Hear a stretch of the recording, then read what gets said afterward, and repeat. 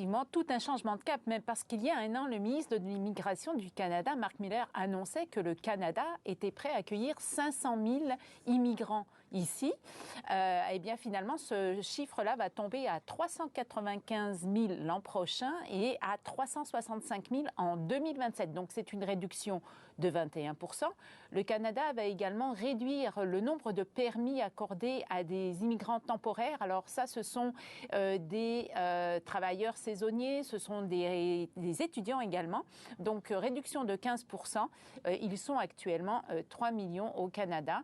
Le Premier ministre Trudeau dit qu'il faut ajuster le système d'immigration du Canada aux défis que la société canadienne doit relever pour les prochaines années, notamment offrir des soins de santé accessibles à toute la population et aussi construire le plus de logements possible parce qu'il y a une crise du logement qui sévit ici d'un bout à l'autre du pays.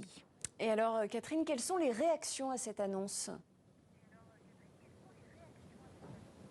Alors, pour le gouvernement du Québec, eh bien, c'est insuffisant. En fait, cette question d'immigration, c'est une querelle permanente entre le premier ministre du Québec, François Legault, et Justin Trudeau. François Legault réclame depuis des années, en fait, que le Canada réduise le nombre d'immigrants sur son territoire. Et Justin Trudeau, lui, il dit que finalement, il attend encore le plan du Québec pour réduire le nombre de résidents temporaires sur son territoire. Donc, on s'envoie la balle d'un côté et de l'autre.